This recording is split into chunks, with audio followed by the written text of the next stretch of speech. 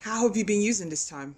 What have been the thoughts that have been passing through you? What ideas and concepts have sprung to mind over the last few weeks as the COVID-19 pandemic has spread across the earth? Hi there, Augusta again. So the last video was kind of an introduction to why we're in South Africa. So if you want to get some clarity as to why we're making these videos, it's probably best that you go back and you watch the last video that we posted. So what I want to spend some time talking about today is the new world. I think that if you look back to 10 years ago, those of you that were socially, politically minded in that time, and obviously there'll be some young people watching this who to them 2008 will not mean very much, but for me it was the first time in my adult life where I was able to kind of understand the interconnectedness of the world. The financial crash of 2008, look, to summarize it, America sneezed and the rest of the world caught a cold. Britain definitely did. It affected Europe incredibly badly.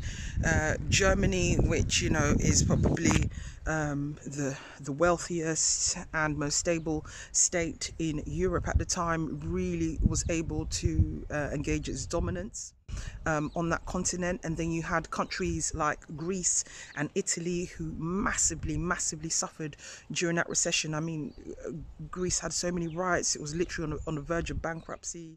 I'm not sure if it's even fully recovered from the period between 2008 and say 2010, 12. Now this corona crisis has showed me that the world is a really kind of small place. This thing started in some random place called Wuhan. I mean, who had heard about Wuhan, China, until any of this happened? And has now managed to spread across the whole world. I think it's something like 130 countries that have been impacted by this virus. The UK's in lockdown, South Africa's in lockdown, the USA's in lockdown, Czech Republic, Germany, like most countries are enforcing some kind of lockdown. So they were able to contain this crisis. And we're not containing the crisis because we're like, oh, if we go into lockdown, we're going to be cured. It will still spread. It's just that it will spread at a much slower pace, which means that hopefully fewer people will be infected. But even if the same amount of people are infected, there's time for the ones that were originally infected to heal. And then it means that, if other people get sick, then there are resources to kind of help those people. And that's really the importance of kind of self-isolating and not being close to people, because anyone could have the virus. I mean, I could have the virus. Look at me. I feel great. I look great. I'm exercising every day. I'm eating well. I'm not a skinny girl, but I could have the virus, but with no symptoms, and I could be in contact with somebody who's incredibly vulnerable, and I could pass it on to them. And you know what? There's enough crap going on in the world. I don't really want to have that responsibility. But in any case, keep on with this concept of like perspective and that we're seeing it. And for me, I don't know about you, but I'm like, look, the next time we have a crisis, be it 2027, be it 2032, I expect that one country, one random place, it could be Zambia next time, it could be Cambodia, but something could happen. And because of international flights and because the world is such a moving place, and we've got all these massive cosmopolitans, gone from having this kind of unipolar world where it was all about America, maybe even previously to that, the bipolar world during the period of the Cold War, when it was like the West versus USSR, but then to American dominance for a super long time. Bipolar, unipolar, multipolar. And now, the last 10-20 years, we've seen a lot of emerging countries come through. You've got the BRIC countries, Brazil, Russia, can't remember what I stands for, look it up. India, that's the I in BRIC. But you've got all these emerging countries. China's in there, definitely, BRIC. Now you've got all these countries where there's wealth everywhere. If you still think that America and USA and Germany are the only wealthy countries in the world, like, mate, you need to get on a plane. I'm out here in South Africa, super wealthy. I was in Nigeria in January. Look, we've got all these massive cosmopolitans. We've got Lagos, we've got Sao Paulo, Brasilia, Moscow, Barcelona, Madrid, Frankfurt, Berlin, Paris, Amsterdam, Accra, Cape Town, Johannesburg, Kampala, Bratislava, Prague. So many emerging cities right now. They're all cosmopolitan, and people, they're having amazing times. They're jumping on social media, they're jumping on flights. We've got friends from all over the world right now, and so we're in a super connected space. One global marketplace It's easy to move from one place to another in a way that it's never been before in history.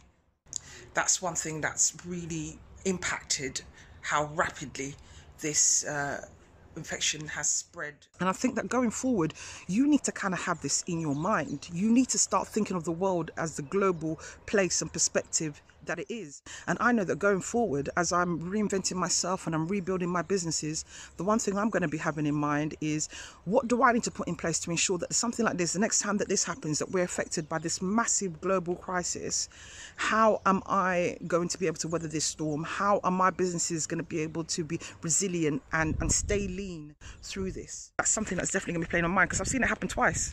I'm not even 40 yet. So clearly it's going to happen again, or something similar.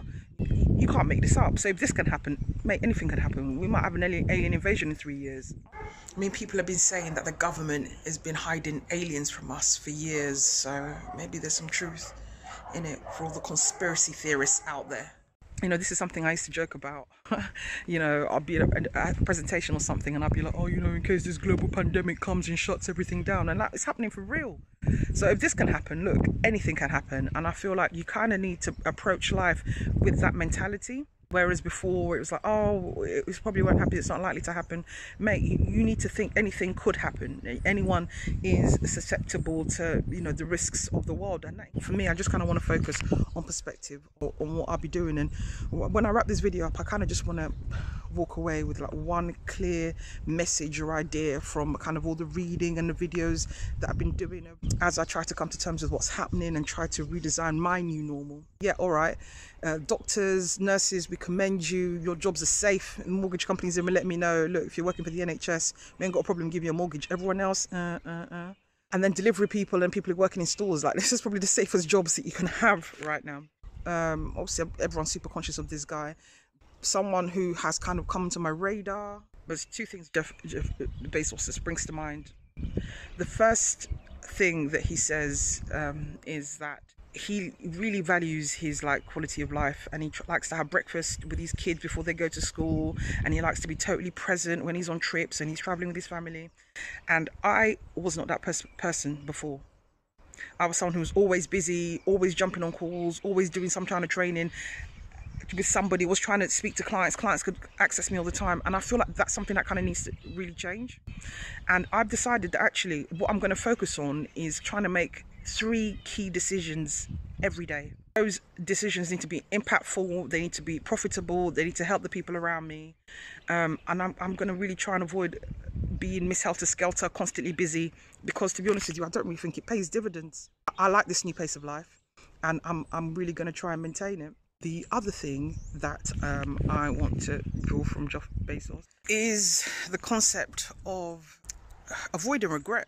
I mean, to be honest with you, I've kind of always lived my life in this perspective. I feel like I'm probably more likely to regret the things that I don't do rather than things that I do. I'd rather try and fail. And I think, you know, my husband and myself were definitely of that same perspective, where let's at least try.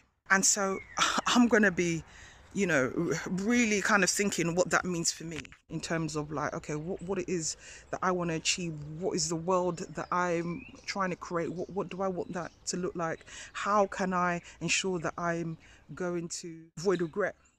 Because I think when all that's said and done, it's important that, you know, you leave this world thinking, well, you know, I did the best I could, I'm really happy with what I was able to achieve, and here's my legacy. Bezos is a super smart guy. He recognizes that, you know, the world is getting smaller. There's so many billions of people living here right now, and actually the world is too small for us. And he's like, well, let's get out to space. So now his legacy is like, look, I want to be the person that makes getting to space accessible. And then in doing that, I'm able to help people to create a space business. I mean, that's insane. That's bloody insane to even be having that kind of perspective in this time right now. But heck, you can have this perspective, because one little pandemic that came from an animal has now shut down the whole world. Like, of course people will be living in space at some point. My mind is expanding. I want to encourage it. I want to encourage you, if you want to grow and you want to do better and you want to emerge from this crisis a much stronger, fitter, smarter, wealthier, dare I say it, person, I think you need to accept this expansion of the mind and think, okay, look, how can I fit into this new world? So to summarize, it's a connected world. Anyway, I've been Augusta. If you like this video, please press the like button. If you're watching on YouTube, please subscribe. Email me, send me comments. What else do you want to talk about? Thank you for watching. It's been a pleasure. I'll see you next time.